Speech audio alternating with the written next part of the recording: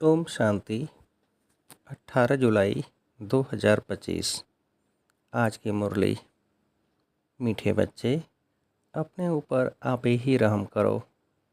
बाप जो श्रीमत देते हैं उस पर चलते रहो। बाप की श्रीमत है, बच्चे टाइम वेस्ट मत करो, सुलटा कार्य करो। प्रश्न: जो तकदीरवान बच्चे हैं उनकी मुख्य धारणा कौन सी होगी? उत्तर: तकदीरवान बच्चे सवेरे सवेरे उठकर बाप को बहुत प्यार से याद करेंगे। बाबा से मीठी मीठी बातें करेंगे। कभी भी अपने ऊपर बेरहमी नहीं करेंगे। वह पास विद ऑनर होने का पुरुषार्थ कर स्वयं को राजाई के लायक बनाएंगे। ओम शांति। बच्चे बाप के सामने बैठे हैं तो जानते हैं कि हमारा बेहद का बाप है और हमको बेहद का सुख देने के लिए श्रीमत दे रहे हैं। उनके लिए गाया ही जाता है, रहमदिल लिबरेटर। बहुत महिमा करते हैं। बाप कहते हैं सिर्फ महिमा की भी बात नहीं, बाप का तो फर्ज है बच्चों को मत देना। बेहद का बाप भी मत देते हैं। ऊंच ते ऊंच बाप है तो ज़रूर उनकी मत भी ऊंच ते ऊंच होगी। मत लेने वाली आत्मा है, अच्छा व बुरा काम आत्मा ही करती है। इस समय दुनिया को मिलती है रावण की मत, तुम बच्चों को मिलती है राम की मत।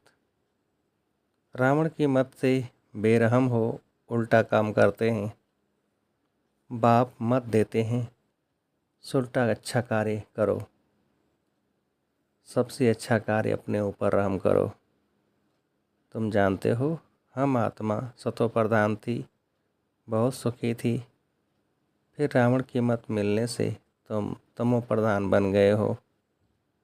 अब फिर बाप मत देते हैं कि एक तो बाप की याद में रहो, अब अपने पर रहम करो।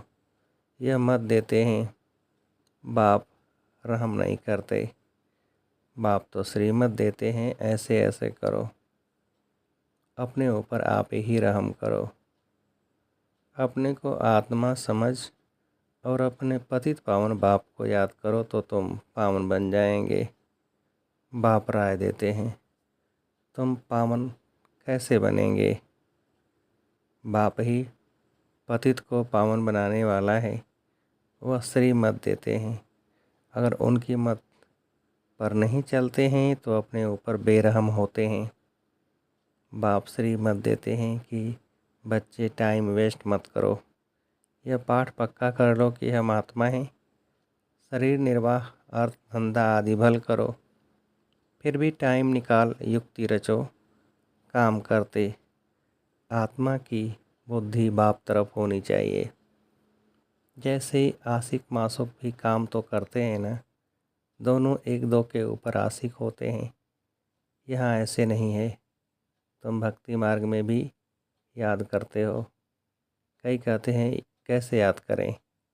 आत्मा का परमात्मा का रूप क्या है जो याद करें? क्योंकि भक्ति मार्ग में तो गाया जाता है कि परमात्मा नाम रूप से न्यारा है, परंतु ऐसे नहीं है। कहते भी हैं बिरकुटी के बीच में आत्मा स्टार मिसल है। फिर क्यों कहते हैं कि आत्मा क्या है? उनको देख नहीं सकते। वह तो है ही जानने की चीज़। आत्मा को जाना जाता है, परमात्मा को भी जाना जाता है। वह अति सूक्ष्म चीज़ है, फायरफ्लाई से भी महीन है। शरीर से कैसे निकल जाती है पता भी नहीं पड़ता। आत्मा है, साक्षात्कार होता है, आत्मा का दीदार हुआ, सो क्या? वह तो स्टार मिसल सूक्ष्म है। अपने को आत्मा समझ बाप को याद करो। जैसे आत्मा वैसे परमात्मा भी सोल है, परंतु परमात्मा को कहा जाता है सुप्रीम सोल। वह जन्म मरण में नहीं आते। आत्मा को सुप्रीम तब कहा जाए जब जन्म मरण रहित हो। बाकी मुक्ति धाम में तो सबको पवित्र होकर जाना है। उनमें भी नंबरवार हैं जिनका हीरो हीरोइन का पार्ट है। आत्माएं नंबरवार तो हैं ना। नाटक में भी कोई बहुत पगार वाले, कोई कम वाले होते हैं। लक्ष्मी नारायण की आत्मा को मनुष्य आत्माओं में सुप्रीम कहेंगे। भल पवित्र तो सभी बनते हैं, फिर भी नंबरवार पार्ट है। कोई महाराजा, कोई दासी, कोई प्रजा। तुम एक्टर्स हो, जानते हो इतने सब देवताएं नंबरवार हैं। अच्छा पुरुषार्थ करेंगे, ऊंच आत्मा बनेंगे, ऊंच पद पाएंगे। तुमको स्मृति आई है हमने 84 जन्म कैसे लिए। अब बाप के पास जाना है। बच्चों को यह खुशी भी है तो फकुर यानी नशा भी है। सब कहते हैं हम नरसिंह नारायण विश्व के मालिक बनेंगे। फिर तो ऐसा पुरुषार्थ करना पड़े। पुरुषार्थ अनुसार नंबरवार पद पाते हैं। सबको नंबरवार पार्ट मिला हुआ है। यह ड्रामा बना बनाया है। अभी बाप तुमको श्रेष्ठ मत देते हैं। कैसे भी करके बाप को याद करो तो विक्रम विनाश हो, तो तुम तमो प्रधान से सतो प्रधान बन जाओ। पापों का बोझा तो सिर पर बहुत है, उनको कैसे भी करके यहाँ खलास करना है, तब आत्मा पवित्र बनेगी। तमो प्रधान भी तुम आत्मा बनी हो तो सतो प्रधान भी आत्मा को बनना है। इस समय जास्ती इंसॉल्वेंट भारत है। यह खेल ही भारत पर है। बाकी वह तो सिर्फ धर्म स्थापन करने आते हैं। पुनर्जन्म लेते लेते पिछाड़ी में सब तमो प्रधान बनते हैं। स्वर्ग के मालिक तुम बनते हो। जानते हो भारत बहुत ऊंच देश था, अभी कितना गरीब है। गरीब को ही सब मदद देते हैं, हर बात की भीख मांगते ही रहते हैं। आगे तो बहुत अनाज यहाँ से जाता था, अभी गरीब बने हैं तो फिर रिटर्न सर्विस हो रही है। जो ले गए हैं वह उधार मिल रहा है। श्री कृष्ण और क्रिश्चियन राशि एक ही है। क्रिश्चियन ने ही भारत को हप किया है। अब फिर ड्रामानुसार वह आपस में लड़ते हैं। मक्खन तुम बच्चों को मिल जाता है। ऐसे नहीं कि श्री कृष्ण के मुख में माखन था। यह तो शास्त्रों में लिख दिया है। सारी दुनिया श्री कृष्ण के हाथ में आती है। सारे विश्व का तुम मालिक बनते हो। तुम बच्चे जानते हो हम विश्व के मालिक बनते हैं तो तुमको कितनी खुशी होनी चाहिए। तुम्हारे कदम कदम में पदम हैं। सिर्फ एक लक्ष्मी नारायण का राज नहीं था, डिनाइस्टी थी ना। ये था राजा रानी तथा प्रजा। सबके पाँव में पद्म होते हैं। वहाँ तो अनगिनत पैसे होते हैं। पैसे के लिए कोई पाप आदि नहीं करते, अथाह धन होता है। अल्लाह अव्वल दिन का खेल दिखाते हैं ना। अल्लाह जो अव्वल दिन अर्थात जो देवी देवता धर्म स्थापन करते हैं, सेकंड में जीवन मुक्ति दे देते हैं। सेकंड में साक्षात्कार हो जाता है। कारून का खजाना दिखाते हैं। मीरा श्री कृष्ण से साक्षात्कार में डांस करती थी। वह था भक्ति मार्ग। यहाँ भक्ति मार्ग की बात नहीं। तुम तो वैकुंठ में प्रैक्टिकल में जाकर राजे भाग करेंगे। भक्ति मार्ग में सिर्फ साक्षात्कार होता है। इस समय तो बच्चों को एम ऑब्जेक्ट का साक्षात्कार होता है। जानते हो यह बनेंगे। बच्चों को भूल जाता है इसलिए बैज दिए जाते हैं। अभी हम बेहद के बाप के बच्चे बने हैं। कितनी खुशी होनी चाहिए। यह तो घड़ी घड़ी पक्का कर देना चाहिए, परंतु माया अपोजिशन में है तो वह खुशी भी उड़ जाती है। बाप को याद करते रहेंगे तो नशा रहेगा। बाबा हमको विश्व का मालिक बनाते हैं, फिर माया भुला देती है तो फिर कुछ न कुछ विकर्म हो जाता है। तुम बच्चों को स्मृति आई है हमने 84 जन्म लिए हैं और कोई 84 जन्म नहीं लेते हैं। यह भी समझना है जितना हम याद करेंगे उतना ऊंच पद पाएंगे। और फिर आप समान भी बनाना है, प्रजा बनानी है। चैटे बेगन्स एट होम। तीर्थों पर भी पहले खुद जाते हैं, फिर मित्र संबंधी आदि को भी इकट्ठा सब इकट्ठा ले जाते हैं। तो तुम भी प्यार से सबको समझाओ।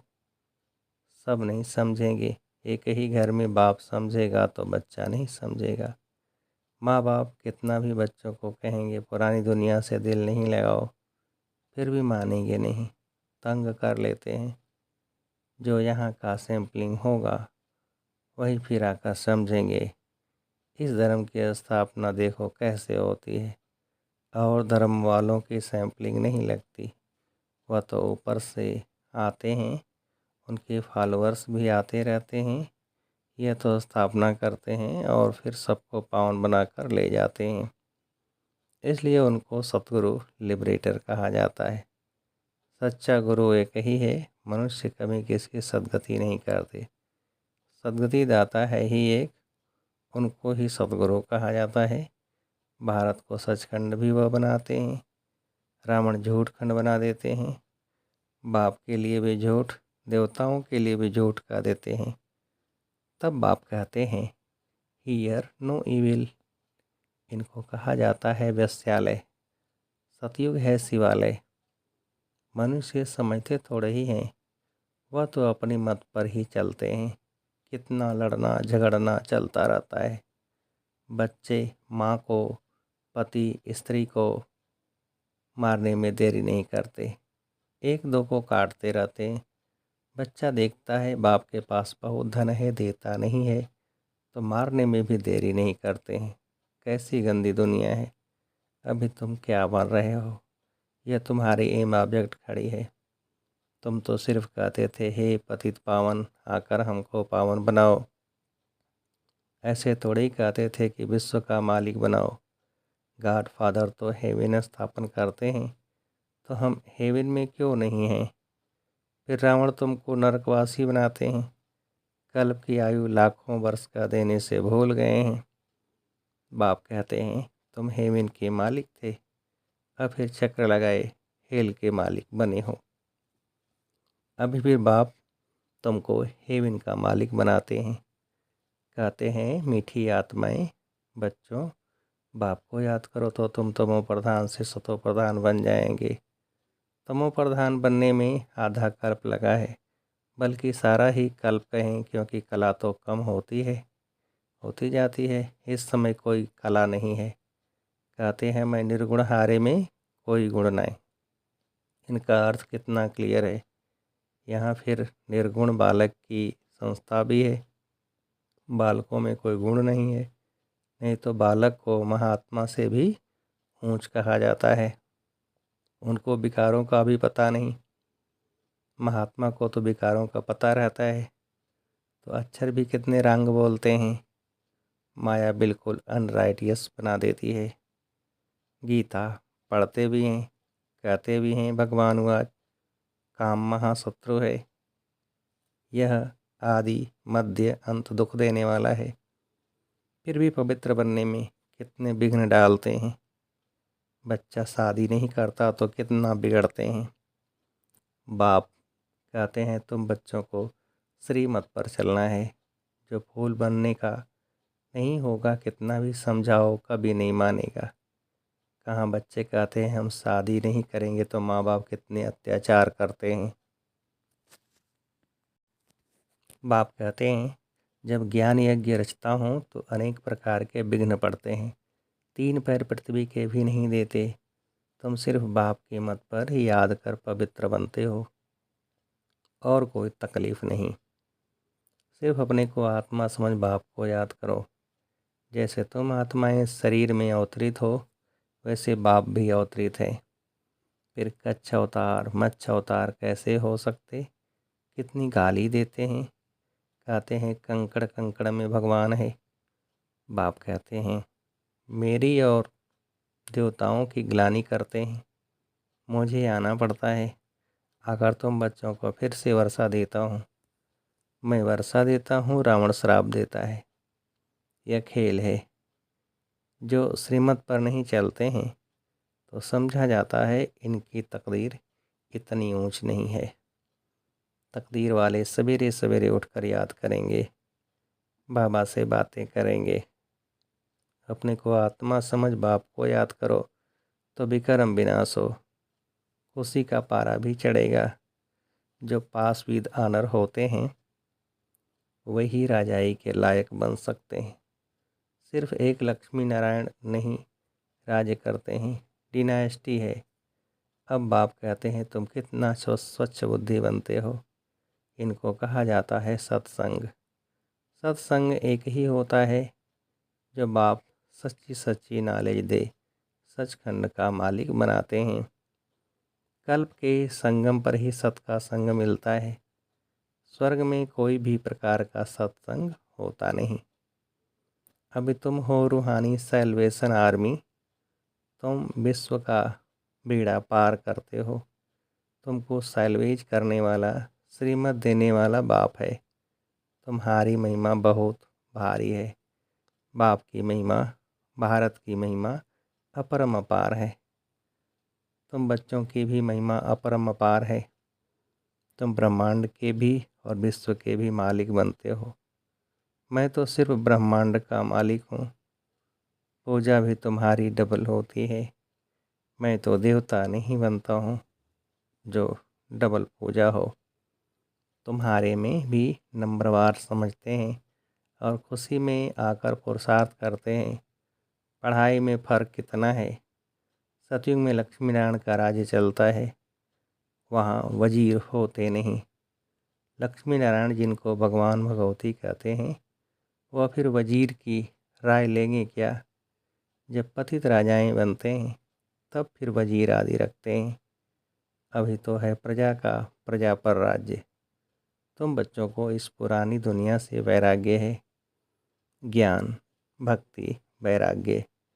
ज्ञान सिर्फ रूहानी बाप सिखलाते हैं और कोई सिखला न सके। बाप ही पतित पावन सर्व का सद्गति दाता है। अच्छा, मीठे मीठे सिकेल थे बच्चों प्रति माता पिता बाप दादा का याद प्यार और गुड मॉर्निंग। रूहानी बाप के रूहानी बच्चों को नमस्ते। हम रूहानी बच्चों की रूहानी बाप को नमस्ते। धारणा के लिए मुख्य सार। पहली पॉइंट, बाप की याद के साथ साथ आप समान बनाने की सेवा भी करनी है। Charity begins at home. सबको प्यार से समझाना है। दूसरी पॉइंट, इस पुरानी दुनिया से बेहद का वैरागी बनना है। Hear no evil, see no evil. उस बेहद बाप के बच्चे हैं। वह हमें कानून का खजाना देते हैं। इसी खुशी में रहना है। वरदान, हर संकल्प, बोल और कर्म को फलदायक बनाने वाले रूहानी प्रभावशाली भव। विस्तार, जब भी किसी से संपर्क में आते हो तो उनके प्रति मन की भावना, स्नेह, सहयोग और कल्याण की प्रभावशाली हो। हर बोल किसी को हिम्मत उल्लास देने के प्रभावशाली हो। साधारण बातचीत में समय न चला जाए। ऐसे ही हर कर्म फलदायक हो, चाहे स्व के प्रति चाहे दूसरों के प्रति। आपस में भी हर रूप में प्रभावशाली बनो। सेवा में रूहानी प्रभावशाली बनो, तब बाप को प्रत्यक्ष करने के निमित्त बन सकेंगे। स्लोगन, ऐसी शुभचिंतक मणि बनो जो आपकी किरणें विश्व को रोशन करती रहें। अव्यक्ति सारे, संकल्पों की शक्ति जमा कर श्रेष्ठ सेवा के निमित्त बनो। समय प्रमाण शीतलता की शक्ति द्वारा हर परिस्थिति में अपने संकल्पों की गति को, बोल को शीतल और धैर्यवत बनाओ। यदि संकल्प की स्पीड फास्ट होगी तो बहुत समय व्यर्थ जाएगा, कंट्रोल नहीं कर सकेंगे। इसलिए शीतलता की शक्ति धारण कर लो तो व्यर्थ से बच जाएंगे। यह क्यों, क्या, ऐसा नहीं वैसा, इस व्यर्थ की फास्ट गति से छूट जाएंगे। अच्छा, ओम शांति।